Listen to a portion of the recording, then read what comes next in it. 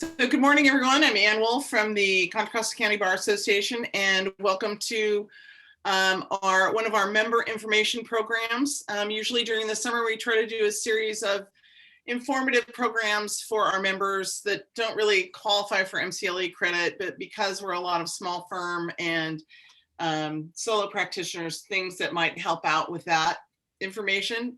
I thought I usually try to throw in something fun and interesting. So I thought I would throw in nutrition this year. In August, we're going to have something on the A, B, C's, and D's of turning 65. Something I recommend that you watch well before you turn 65, so you're ready and can do a little planning for that. Our presenter is for years with that is turning it over to her assistant, and she's going to be the person presenting this information to us going forward. So I recommend that.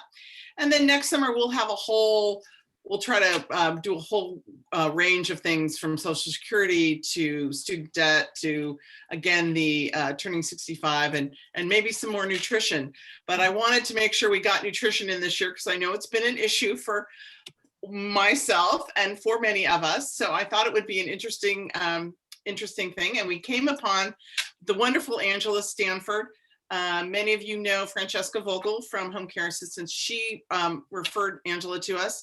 And Angela is amazing. We've been talking over the last few months. She's a integrative nutritionist and a registered dietitian, and has a wonderful company called Vital Nutrition and Wellness. And she's gonna get us all rebooted today. So I'm gonna turn it over to you, Angela.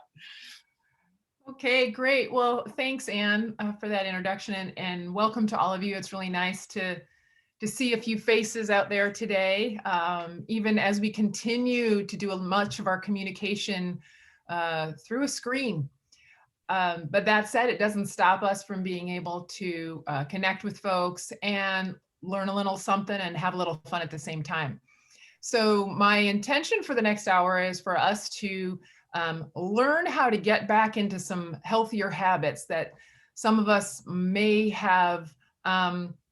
Some of those habits for many of you might have fallen by the wayside over the last, now it's going almost like 15, 16 months, more than a year. And others might have just created new habits that they're not really enjoying too much. They're not really so great for them anymore. And so they're trying to find some information on how to get back into in good or better habits. Okay. I'm going to go ahead and share my screen so we can get started there. I have to go back up a little bit here. Okay. So as Ann mentioned, we're going to be talking about the pandemic reboot back to healthier habits. And as we do that today, my intention is, not my intention, but our focus will be on 5 steps to walk you back into these healthier habits. So we're going to have those 5 key steps that we'll talk about. I'm also going to share with you some online inspiration and resources that can help you get back into those healthier habits. And then we will have plenty of time for Q&A, because that is, I think, very important for questions that come up about the topic as we go along. That said, if questions pop in and you don't have to actually wait till the end, we will open up and allow you to do that, but you can always pop them in the chat, and we can get those answered as well. I want this to be as it's an interactive, fun, inquisitive, sort of time together. So feel free to do so, to ask those questions, put them in the chat. Also wanted to mention that you can feel free to take notes as well, but it will be recorded, and so you will have the option to look at things, to view the video afterward, in case you don't want to take notes. All right. So then I'd like to start things off now by just with a little poll. Okay. So Ann, we're gonna launch a poll with 3 questions, and it's talking about, where are we at over a year later from when this pandemic hit. Okay. So up on your screen now, Ann has launched the poll. The first question is, in the last year, has your weight increased, decreased, or stayed about the same? If you would go ahead and answer that. The second question is in the last year, have you exercised more, less, or about the same? And then the last question is around in the last year, are you sleeping more, less, or about the same? Okay, so we'll just take few seconds here to fill that out. Mark your answers.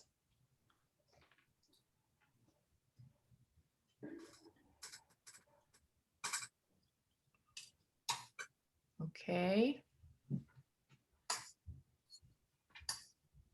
We'll give it a few more seconds here. A couple of people just popped in, so we can give them a minute. Okay, sure thing. And then, but I think we're good because you and I aren't taking the, oh no, there's more. Okay.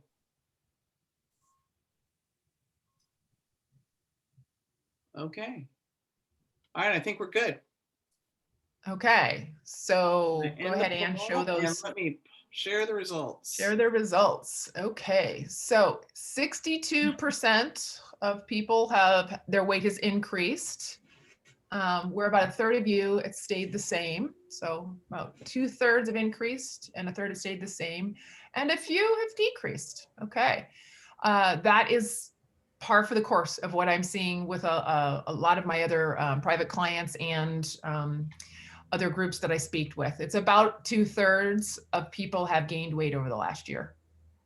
In the last year, about the exercise, this is interesting. Okay, we're about, even here with more or less on exercise. So some people have exercised less and others have, picked it up and exercised more. So that's pretty interesting there.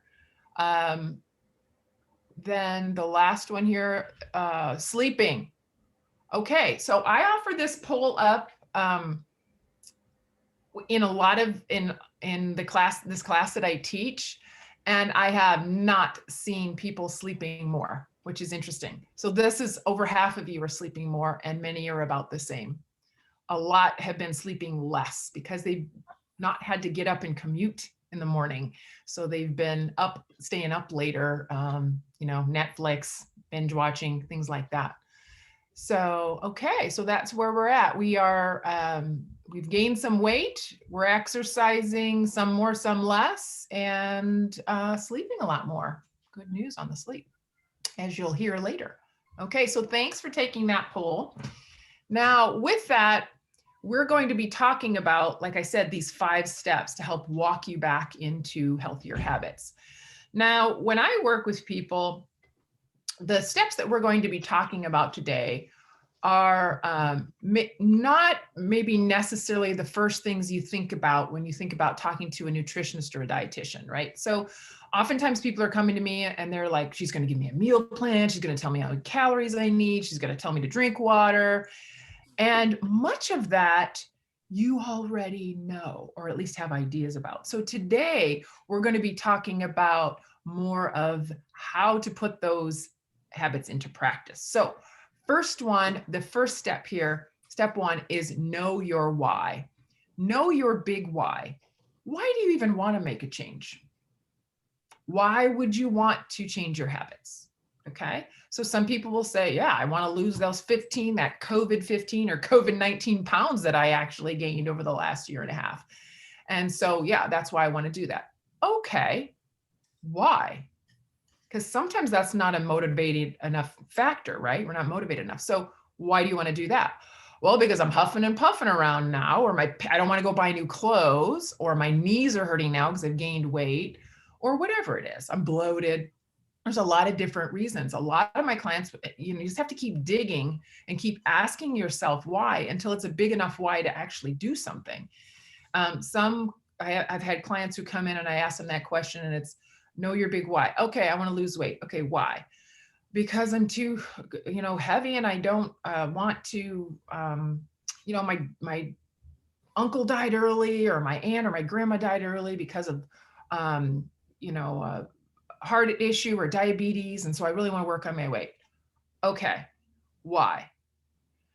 Well, it's really because of the fact that I want to I want to be able to move around and be here longer. I mean, they died early. I want to be around for my kids and my grandkids, and I don't want to be sitting in a chair like I watched my mother or my aunt. I want to be out, I want to be out and be mobile and be active. So it's really getting to that purposeful why, that what is going to motivate you to really make this change. Okay, so knowing your big why, and it's very personal. Everyone's is different. And it's like an exercise and, sort of just writing it down. What is my big why? Okay, so I'm going to share a little story with you on this, and this is my personal story on my big why. So last year in the pandemic, it was a rough year for many of us. And I, being a nutritionist, and I've been physically active my whole life, people, think that, we've got it all together. Nutritionists and personal trainers, we've got it all together. We've got all of our healthy habits in place, right? Well, I will tell you that's not true. we have the knowledge, we have many of them in place, but sometimes not all of them. And one of the things that I struggle with, as well as, I eat pretty well, and I've always been very good at cardio exercise and walking and hiking and yoga. I'm a registered yoga teacher as well. I love that kind of exercise. But over the last 3-4 years, I've noticed my strength really go. Like I just wasn't as strong as I used to be. And I put it off. I was like, I always kept choosing the walking. And, didn't think much of it because I didn't have that big motivator that was, telling me to, you really need to work on that strength. Well, last summer, it was, I don't know. I was in the middle of the garden and I was just watering plants. And I literally turned the wrong way and I threw out my back. I've never thrown out my back before. And I threw out my back. And unfortunately, I threw out my back 2 days before I was to get on a plane to go to Illinois. My brother had passed away. And so I needed to get on a plane to go to Illinois, where my family's from. And I was very upset in having to make a choice of, do I even go or not, because of this pain and immobility. Of course, it was a pandemic that I had to worry about as well, but to think about that and how it was going to affect me. So I share this with you because it made a big impact in my life. And it was my big why of never not wanting that again. I wanted to now, okay, have this, it's a motivator, right? Strength. I need to work on my core strength. I need to work on strength in my body because I don't ever want to have to just be fragile enough to tweak something while I'm gardening. I want to be able to garden. I want to be able to lift pots without, feeling, ooh, should I or shouldn't I, to get that strength back. So it was really about, I had to get to the big why. It wasn't there enough for me, but now knowing, oh, I want to be strong. I don't want my back going out. So that's kind of like my big why. I found my why. So I ask you to dig deep, because when you dig deep, you find that the reason why, and it helps drive you forward. Okay. So what's your why? Thinking about why is it that you want to make change? And I mean, 2/3 of you put on weight. Is that something you want to take off? Yeah. Why? Start investigating and asking yourself that. So then step 2 is, now we know we want to make this change, but now thinking forward and sort of what is it that you want to look, from a health goals perspective or rebooting, what is it that you want things to look like? What do you want your health to look like? It's kind of like you 2.0. What do you want that to look like? Your life, your health, the way you look, you feel, activities that you can do, energy levels that you might want. So paint that picture for yourself. Really describe it out as a vision. It's like I have a magic wand and I can just tap on you, and all of a sudden, all of your aches and pains have gone away. Your cholesterol is lower. Whatever it is, paint yourself that picture of what you want to get back into those, healthier habits, to feel better, to look better. Because that, again, when we have that vision or that picture, it helps us to work towards something. Okay, we have a reason why, and now we know where we're going. We have a vision of where we're wanting to go toward. And I shared this picture with you because this is a client of mine. This is a client of mine, Justin, and he is, he's on this sort of, I guess you would call it a surfboard, but he's behind a boat and he's being very active. He's retired. So when he started working with me, he had weight he wanted to lose. He had some aches and pains. He has some energy problems, and some gut issues like digestive issues. And so he had this vision of, I don't want to go into retirement not being able to do what I want to do. I want to get back up, and active and ski, and because they have a place on the lake, and this is what I want to do. And so he had this vision of what he was working toward. And so when he reached that goal and he was out, he sent me this photo saying, hey, Angela, look, I'm doing exactly what I wanted to do. And so this is the vision, the picture that he had for himself. And he shared that photo with me. So again, whatever it is with you, sort of paint that picture of what you want your, healthier, weller version of you to look like. Then we move on to step 3. Okay, we have our why, we have our vision of where we're going, and you can even write that out. So you have that sort of solidified in your mind, is to set some goals. Okay, now goals can also be just small experiments as well. But as we're starting off with our goal setting, and I'm going to slip to the next slide, is to look at a horizon. As we're getting back into undoing maybe what we have done over the last year or the pandemic, that's a whole year, right? So it takes a while to get into bad habits. It can also take a while to get out of them. So we start with framing like, what could happen in the next 3 months? What would I like to see in the next 3 months happen? So for example, it could look like, if we're going to use exercise as an example, it could be looking like, I will be exercising regularly several times a week to feel stronger. So, and then for me personally, it could have looked like, I will be exercising regularly several times a week to build strength, right? I will be doing strength building exercises because I'm really easy. I do the cardio, I walk every day anyway. I've already got that down, but it wasn't serving me well. So it's something I'll be doing consistently in the next 3 months. I got 3 months to get it down. It's not like it has to happen tomorrow, so it's not stressing me out. I got 3 months to get there. Okay. Now, that said, the next step is, what can I do just in the next week to get there, right? What can I do just in the next week to get towards that goal? And so that goal could be something, a lot of people will say, I want to exercise more this week. Okay. And they're having a hard time because they haven't been exercising over the pandemic, or maybe they never did, and now they're realizing they really need to. Okay. This goal here, this weekly goal, is a good goal to have, but it's not what we call SMART. Okay. So some of you might have heard this term before about SMART goals. And so SMART goals are those, and I'm going to flip it back up, the screen back up here, to set these weekly small experiments, if you will, but we set them very smartly. So the goal is very specific, measurable, the M, right? Achievable, realistic, and timely. So we have this weekly goal of, I want to exercise, can turn in, or we can smarten it up per se. And it could look something like, if it was a walking goal or a simple exercise goal, I will walk, so we know what activity it is, for 30 minutes, we know how long. After dinner, we got a vision of what time of the day it's going to happen, on Monday, Wednesday, and Friday. Okay, you see how that draws a picture in your head? You've got it clear now. You know what activity is going to happen, for how long. Is it realistic for you? Well, that's the next question. The realistic comes into this confidence level that we see over here. Confidence level is where you ask yourself about the goal and you go, well, how confident are you that you're going to walk 30 minutes after dinner on Monday, Wednesday, and Friday after you set that goal? Because sometimes we set really lofty goals or things we want others to hear. Like my clients might want, what does she want me to do? And it's more important to set these really realistic goals. And so a confidence level is on a scale of 1 to 10. And the idea is to ask yourself, how confident are you that you'll be able to do that? So if you're confident that you can do this, you're going to give yourself probably, 7, 8, 9, 10 out of, that 10 out of 10 for a confidence level. But if you're not, well, then you've got the wrong goal.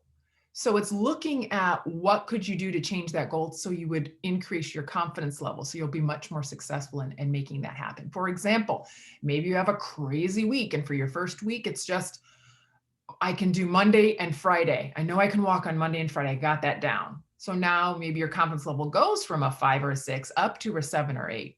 We'll take that, right? So all of a sudden you've got more confidence and clarity that you can make that goal happen.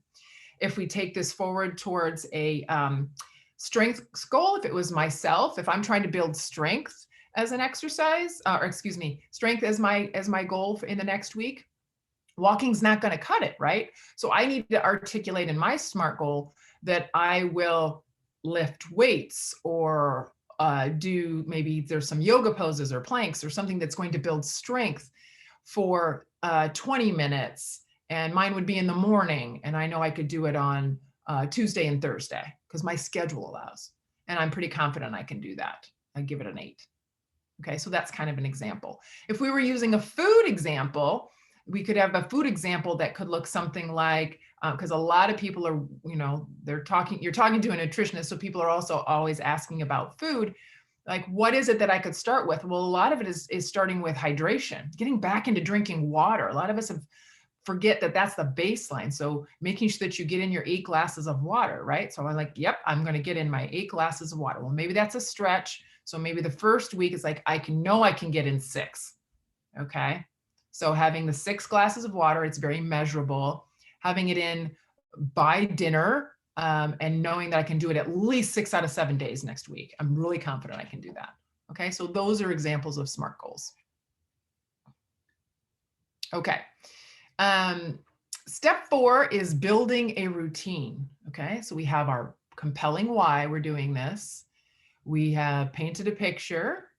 We have now set some goals. And now after we set those goals, we look at building a routine. If you think of certain things you do well, they often have a rhythm to them. For example, we take medications regularly. We brush our teeth regularly.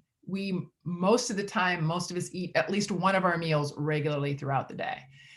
There's certain things that we do and we build a routine around them. And when we do that, they're much more likely to be prevalent and consistent with the new habit. And so building that routine can help us do that, right? So for example, the exercise example that I gave earlier is around thinking about, did that after dinner walk work?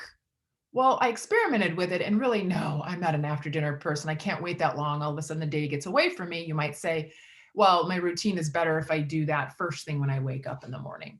And so you build this routine around that you know that you're going to do it regularly, and how many days are you doing it? Maybe it's starting with those 2 days a week because you're confident you can do that.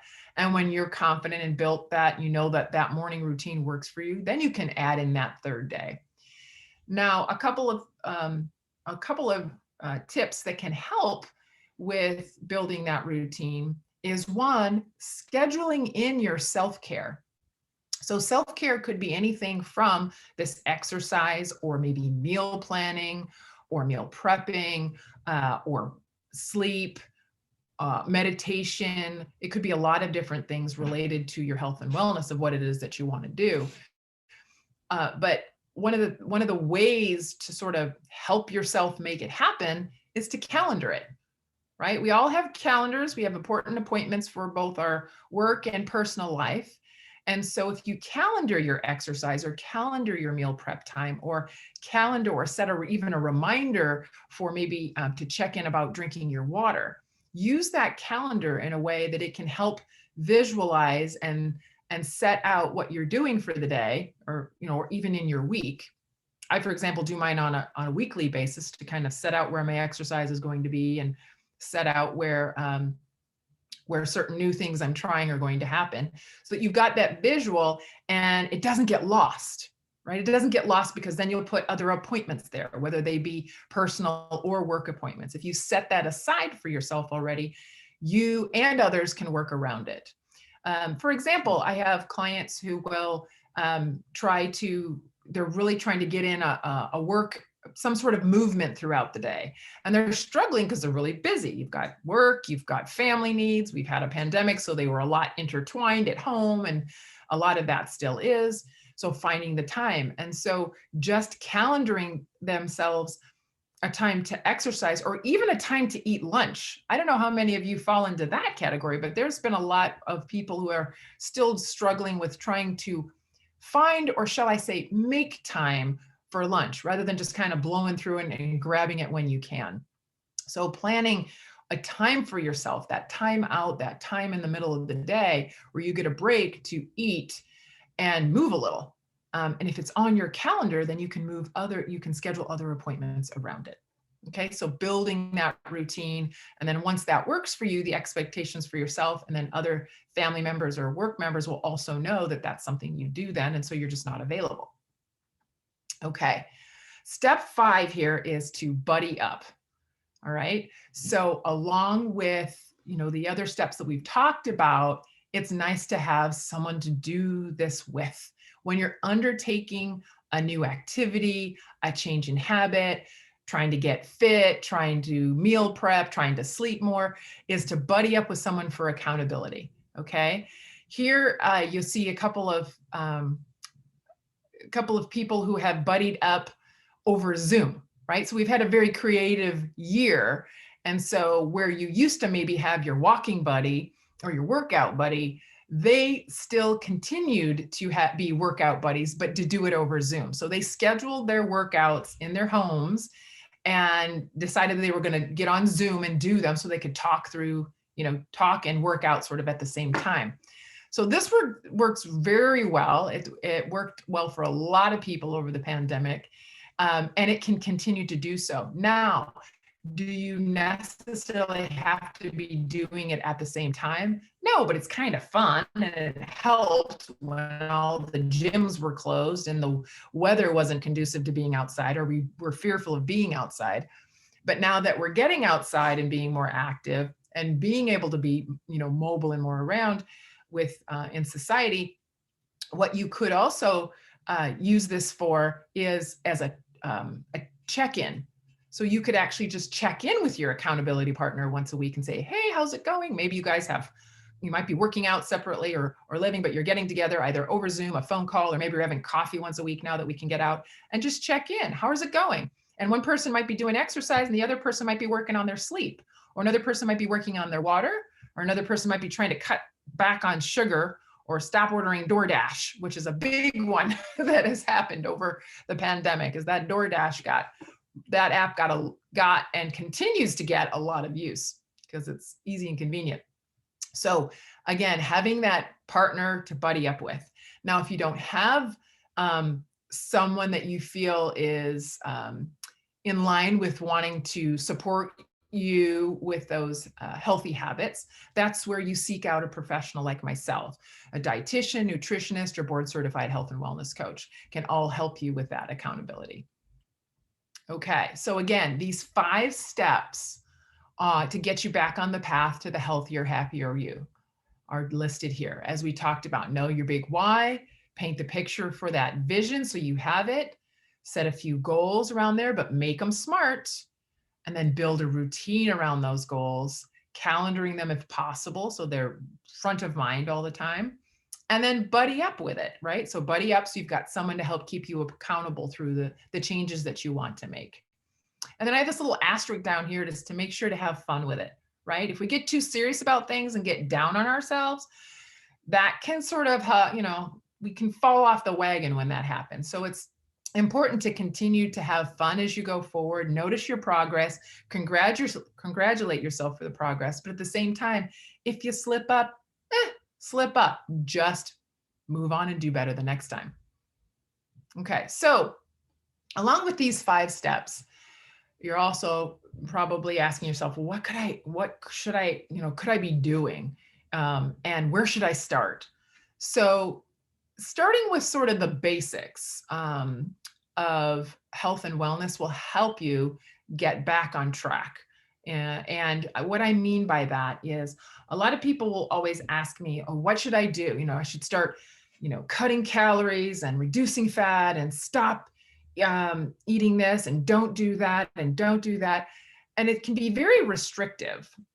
We can get very hard on ourselves when we get too restrictive with making change. So instead, I invite you to add, okay? And when I talk about adding, it's looking at sort of what's going well with your health and wellness and what needs a little improvement. So do a little inventory first of what's going really well. Some of you might be knocking it out in the exercise arena and not so good in the sleep arena, or might be eating well but not moving. But look at what, kind of what's working well and what's not. And when you look at this list, these are some things you could just start with. They could be some of those small get started goals that we were talking about, like in the next week. One is more water, okay? Many people are not familiar with how important hydration and water is for the body, because it not only, we're like 2/3 water, our body is. So it's an important nutrient to have. And it helps to not only keep us energized, but it also helps us to transport nutrients into the body, as well as help us detoxify from everything else that is in our system, right? So drinking more water. Recommended amounts from a baseline start is that take your body weight, cut that in half, and that's how many fluid ounces you should have in a day, okay? Now, for many of you that are active or out in the hot sun or walk, a lot, you might want to add another cup for that a day. For those of you that drink a lot of caffeine or more alcohol, again, a cup for cup. A cup of coffee, a drink of alcohol, you want an additional cup of water. Now, again, for some of you, that's going to sound like a lot of water. So the idea is to work your way up to that half your body weight in fluid ounces. So if you're at 4 now, in the next week, bump it up to 5. The week after that, if that went well, bump it up to 6. And before you know it, you'll be up to that guideline for yourself. More colorful plants, okay? Many of us have got into convenience mode during the pandemic, as well as we got into hoarding mode, right? We just grabbed whatever we could because we didn't know what was going to be available. So we just grabbed a lot of things. And so a lot of boxes, a lot of cans, a lot of prepackaged. And then as things sort of opened up and we were able to eat out more, a lot of people, at least what I have seen, went all over that. And so they're starting to eat out more as well, which then could include fast food. So looking at how you're eating and getting back into just trying to get more colorful plants on your plate while you're starting to figure out what your adjustments are, it could be as simple as getting another fistful of vegetables on your plate at dinner, or maybe now making sure there's a fistful of colorful vegetables at lunch and dinner, okay, wherever you're working up from. Because some people are coming from a baseline of, I was just surviving on boxed stuff or sandwiches or what have you, just trying to find ways to bring those plants in. Fresh, frozen, doesn't matter, getting them in, okay? Move more. We just saw that a lot of people some are exercising more, some are exercising less, but the idea is that wherever you're at on that, moving more helps us for 2 reasons, right? One, because it helps us burn calories. It helps us process things more. I also gave a talk last week on strengthening your immune system to ward off illness. And part of the movement, people don't think of that, but exercise, even when you have COVID, there is exercise, or there's research to support that we want to move at least lightly about 20 minutes a day to help process things through too as well. And then of course, you've got the mental health benefits from moving more, right? So if we move a little more, we're going to feel better. If we get outside and do it, even better, into nature, that helps us then feel more motivated to do some of those other things for ourselves, more of that self-care that helps bring us back into those healthier habits. Sleeping more, right? Okay, so a lot of people, I think it was 54%, were sleeping more in the poll that we took, which is great. But for those of that you are not sleeping more, I would encourage you to find a way to get at least 7 hours a night. Now, the research shows 6.5 doesn't do that much more damage, but you can feel so much more refreshed. And why wouldn't you want to if you get that sort of 7 to 9? Some people are on the 9 end. People don't realize that it's a range, 7 to 9 hours a night, So how do we get there? People say, well, okay, Angela, it sounds great, but I'm at 6 or I'm at 5.5. Yes, I've had clients below 5 a night. So how do I get there? Well, again, it's with those goals that we were talking about, starting small. In the next week, I'm just going to go to bed 15 minutes earlier. Just try going to bed 15 minutes earlier. If you knock that out for a week, and then the next 15 minutes, another 15 minutes earlier. I've had several clients who have they've gone from 5 hours of sleep up to 7 hours of sleep on just 15-minute increments. And that's how they got there.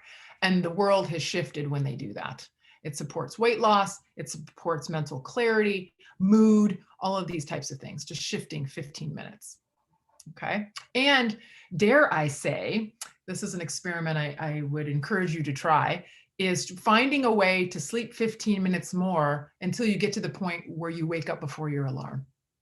Then you will know that that's what your body actually needs a night. So think about that. And then this last one here, more fun. Okay. We can do all of these. We can do all of these things well. We can work on our water. We can eat better, exercise, sleep more. And the part that is as important is making sure that there is fun in your life. What that fun is very personal to everyone, but that there's some component of fun, especially after the year that we just had. That was a very stressful year, not just from our environment and our surroundings and our workplace and learning new systems like Zoom, and wondering if we're going to be ill or get others ill, and have friends and family members, that we our acquaintances, or knowing about, people have passed away. It was a big year. So learning how to have more fun in your life, whether it be something as simple, in some households, there's a lot of bodies running around in a house. Something as simple as having half an hour to yourself to take a hot bath, or just have, a cup of tea quietly. That could be fun to you. Others, it might be more, being able to get out now that they can. But whatever it is, schedule that time, find that time, prioritize that time to have a little more fun in your life. Because when we have that fun, we feel better about undergoing these new changes or activities that we're doing to bring in these new healthier habits. Okay, so those are the basics. All right, and I have here, if I had one to choose, the foundation is a lot of, like I said, the poll that we had here was a little different. It was 54% of you are sleeping well, but for those of you who aren't, start with sleep as the foundation and work on that and build with the others. But I would also say start where it sounds good to you, where you feel you need where you're ready to begin, because the others will fall in place after that. Okay, so when we do this, what happens? When we start doing some of the things I've talked about today, you'll stop gaining weight, because 63, 2/3 of you have. You'll start losing weight, especially that COVID 15 pounds. Sometimes people are even saying 19 now, but it's been on average from the information that I've been reading, it's somewhere between 12 and 20 pounds people have gained over the last year to 15 months. And when you combine that also with just getting older, for some of us in that bracket, we just naturally gravitate towards gaining weight. So that's an average of 2 pounds per month. That could be 24 pounds a year in weight gain. You don't want that to happen again next year, right? So we can put the stop on that now. You'll have more energy, people sleep better, they think more clearly. And when you put these things into place, you are building up and strengthening your all the systems in your body, not just your immune system, because your immune system is tied to all the other systems, but it can help you strengthen warding off getting COVID. I know we have the vaccine right now, but some people are unvaccinated. So continuing to build systems of strength, or for those that get it, or even for those when you are getting the vaccine, to help you process that a lot easier so we don't have so much downtime. And the last thing here, it lifts mood. We feel good about ourselves when we do something good for ourselves. Okay, so here's some additional resources that I have for you as well to help along the way. So we have, the first one here is just Pinterest. Okay, Pinterest is available for, oh gosh, you can search a lot of things out on Pinterest, but specifically I put it up here for people that are looking for recipe inspiration. You're looking for low fat recipes, low calorie recipes, recipes that are quick and easy snacks. You know, there's just, you can search a whole bunch. And I have several of these also out on my board, Pinterest.com, Vital and Well. So there's, you know, quick and easy dinners, sheet pan dinners, quick and healthy breakfast. There's a lot of resources that you can pull from on Pinterest from a meal perspective. Another one we have here is Couch to 5K. This is an app that helps those that have been on the couch. Within just a few weeks, it trains you to go from the couch to being able to run a 5K. It's amazing because they have a formula and it walks you through it, coaches you through it, how many minutes you're walking, how many minutes you're running, and it just keeps building up until you're able to run a 5K on the exercise front. Another one I like out here is Spotify. Many of you have heard of Spotify for a couple of reasons. One of the biggest ones is music. Music can change your mood like that. And so all of a sudden, music can help us through our exercise routine. It can lift our mood. I put it on when I'm cooking or doing meal prep. It can sort of change our mood or help us get into a mood that supports the changes that we're trying to make. For those of you that wish to explore meditation or are working on health from a being stressed perspective, like really trying to diffuse that stress, the Calm app or Headspace, those are a couple of apps that are available as well that can help to, well, you can start with sort of meditation 101. It'll teach you how to do that. And at the same time, it's a practice that then once you have learned it or want to even experiment with it, can help you diffuse that stress, because stress is something that we can put good habits of eating or sleeping or exercise together. But if we're really battling stress all the time, it can unravel some of the good work that we do. Okay. MyFitnessPal is another one that you might have heard of. It is an app that allows you to track what you're eating and your exercise as well. So you can kind of look at and get a snapshot, be mindful of the foods that you're eating so that once you have sort of an awareness, then you can make changes, whether it be on calories or macros or even micronutrients as well.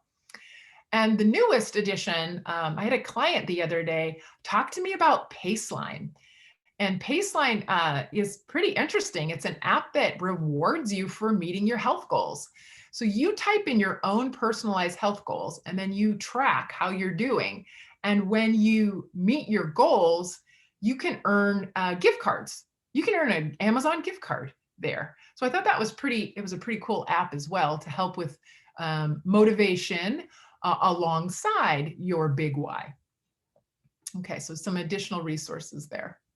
All right, some more additional resources I have for you, and this is related to, you know, getting back into those healthier habits. There's a focus in this free video on strengthening your immune system.